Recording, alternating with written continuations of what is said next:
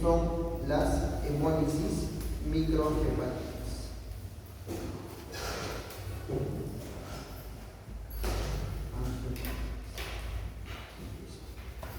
Ya está. Avanzamos entonces con esto. Voy a subirlo. ¿Se puede subirlo? Porque creo que no tengo la manita.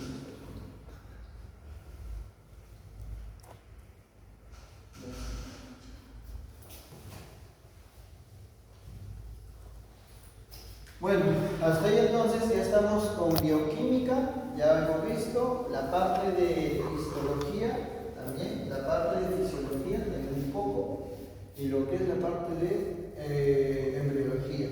Ahora, aquí en la parte de histología quizás mencionar lo siguiente, ¿no? Recuerden que normalmente la forma del eritrocito era una estructura circular en forma bicóncava. Esa es su forma, esa es la condición fisiológica. Pero ocasionalmente, esta biconcavidad de lo que es el eritrocito depende mucho de unas proteínas acá que tienen, y esas proteínas se llaman proteínas estructurales.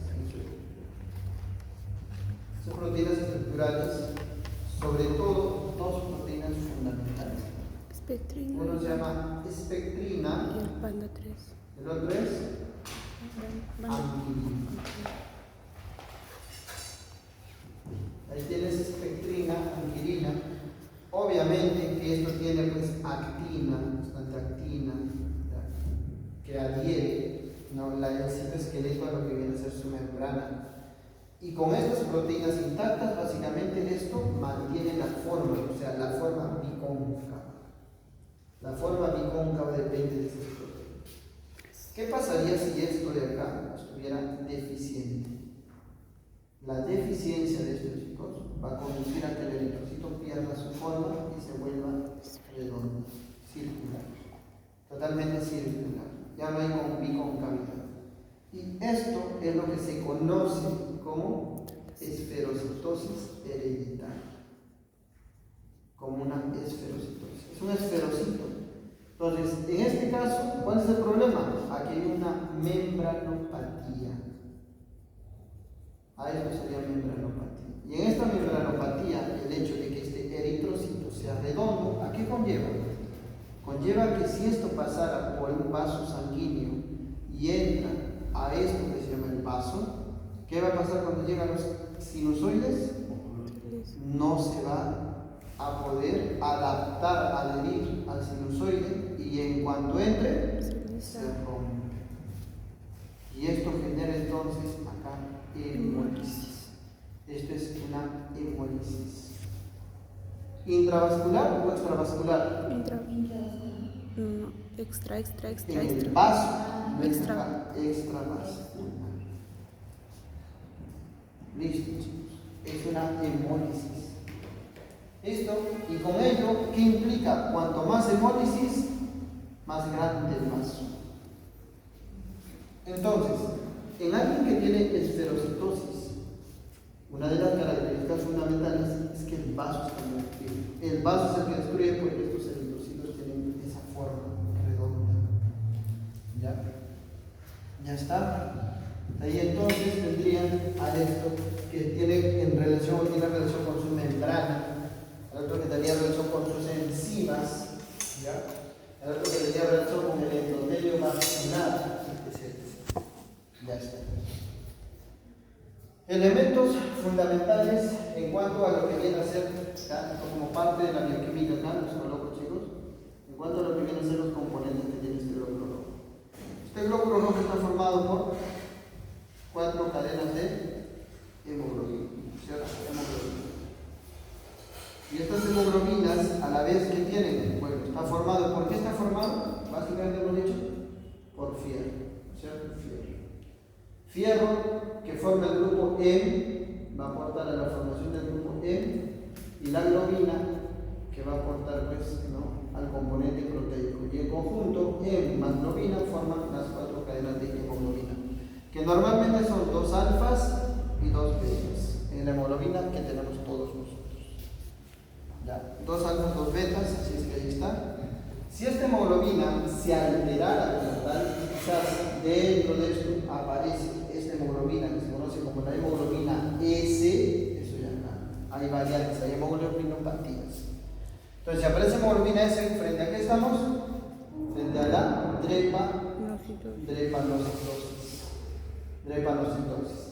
En lo que viene a ser es salud, esto vino como skill cell. Así lo preguntaron. La anemia por skill cell. Así lo preguntaron. Bueno, solamente nada, pero ya indagando posteriormente estas cosas, es la anemia, lo mismo que es la anemia falciforme. ¿Por qué? Porque esta de acá, esta hemoglobina S, tiene la característica, ¿no?, de que en contacto con oxígeno, sobre todo, ¿en qué se va a convertir? Se va a convertir la hemoglobina o el eritrocito, cambia de forma y se convierte en una os. Ese es el problema. Una hemoglobina espiculada, y cuyas espículas, básicamente, ¿qué produce? Como tiene espículas, va a lesionar la pared del vaso sanguíneo. La pared del vaso sanguíneo, del endotelio del vaso sanguíneo, ya te he dicho, y endotelio lesionado, ¿qué genera? ¿Qué genera un endotelio lesionado? Si lo lesionas esto, hemólisis microangiopática, pero donde la pared del vaso esté lesionado, ¿qué se expone? Colágeno. Y si el colágeno se expone, ¿cuál es el problema, chicos? Si el colágeno ya queda expuesto, ¿cuál es el problema? La agregación plaquetaria. ¿Y esto qué genera? Trombosis. Y este trombosis en este vaso, que es donde se va a destruir, ¿qué va a generar? Que va a generar infarto del vaso. Y el infarto del vaso, los microinfartos del vaso, pueden conducir ¿a qué? Al hipoesplenismo o a la asplenia. La pregunta es, si hay hipoesplenismo, ¿cuál es la consecuencia de esto? Que te vas a infectar por encapsulados. Y esa infección por encapsulados, que normalmente el vaso te protegía, te va a conducir, ¿no?, a infectarte, por ejemplo, por neumococo, por meningococo, por Haemophilus influenzae, etc. Ahí está entonces el neumococo, sobre todo estos que vienen a ser pues encapsulados. Y eso aquí conduce a que el vaso no destruya, no te proteja contra estos encapsulados y puedas hacer infecciones recurrentes como neumonías, meningitis, etc., por destrucción del vaso. ¿Ya? ¿Listo? Entonces, ahí está, eso serían las hemoglobinas. Si estas hemoglobinas se alteran, se mutan, esa directamente conduce a ¿qué? A las llamadas talasemias. Talasemia beta frecuente y alfa. Beta talasemia y alfa talasemia, y eso básicamente, ¿a qué están relacionadas las talasemias? A las cadenas de hemoglobina. ¿Ya? A las cadenas de hemoglobina. Listo. Ya está. Ahora, en cuanto a lo que viene a ser la diferenciación del glóbulo rojo, recuerden, habíamos hablado, ¿cuál era el primer eritrocito que se formaba? El eritroblasto. Después de la célula madre pluripotencial, el eritroblasto. Después del proeritroblasto, ¿qué seguía? El basófilo, el ortocromático, ¿y qué sigue? El normocítico o normoblástico, y finalmente el reticulocito. Y el reticulocito se convierte en eritrocito. Listo. Entonces este es el glóbulo rojo, este es el reticulocito, y acá tienes el proeritroblasto. Toda esta progresión que implica, eso se llama maduración y diferenciación. Diferenciación y maduración. Pregunta bastante simple. Cuanto más inmaduro es más grande y tiene núcleo. Y cuanto más maduro es más pequeño. Es más pequeño. ¿Qué se necesita para esta progresión, para esta diferenciación? ¿Qué elemento básico? Vitamina B12 y ácido fólico. ¿Qué significa? que si yo no dispongo de la vitamina B12 y ácido fólico, las células que puedan aparecer en la sangre van a ser células grandes o pequeñas. Grandes. Grandes porque no han progresado su malnutrición. Entonces ahí vienen las anemias megaloblásticas o macrocíticas del punto de vista de los anticorpusculares. Todo esto además progresa por un estímulo básico que viene desde las células peritubulares. ¿Cómo se llama esa sustancia? EPO, eritropoyetina. La sustancia fundamental que estimula ¿a quién? A la médula ósea roja. ¿Para qué? Para la formación de mayor número de glóbulos rojos.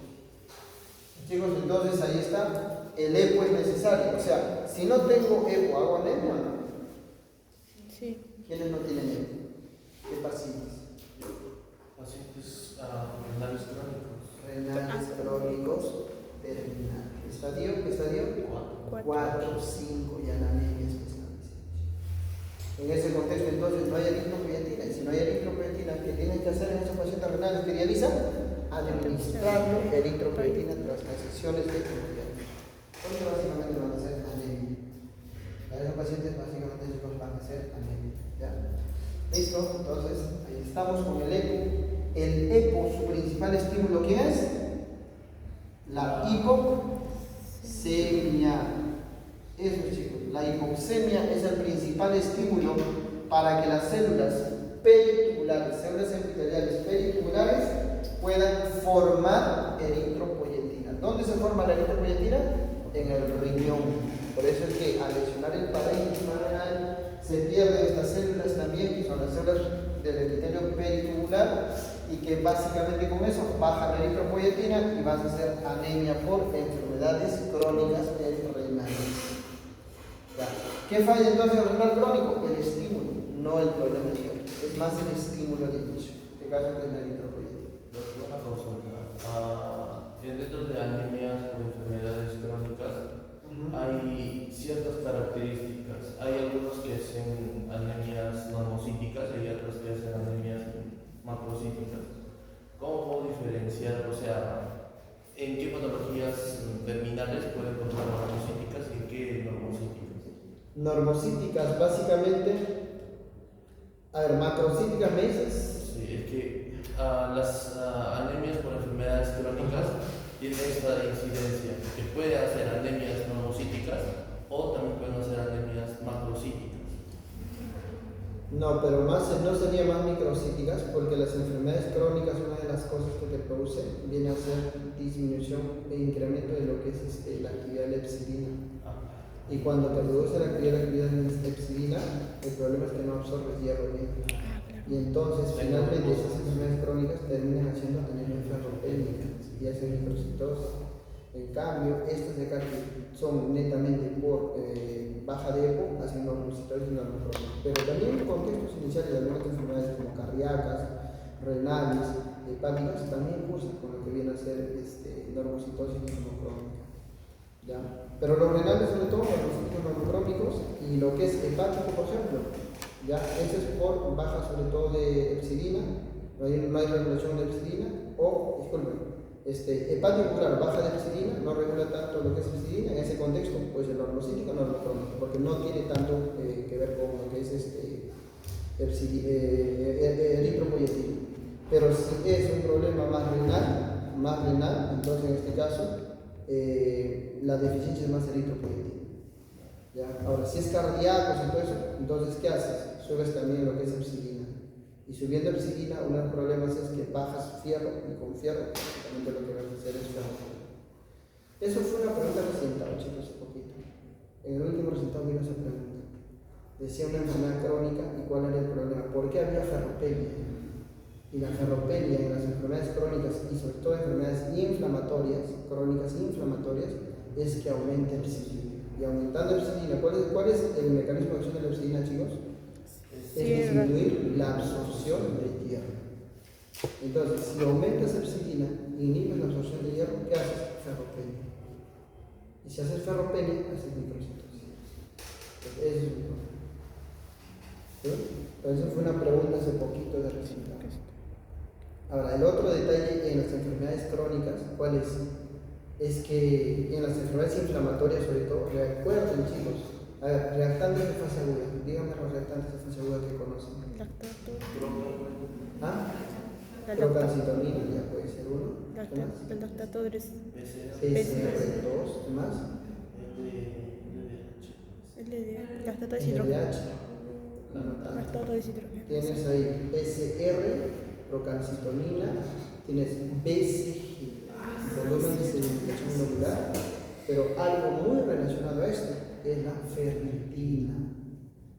Acuérdense, chicos, la ferritina es un reactante de fase aguda y en los problemas inflamatorios la ferritina sube.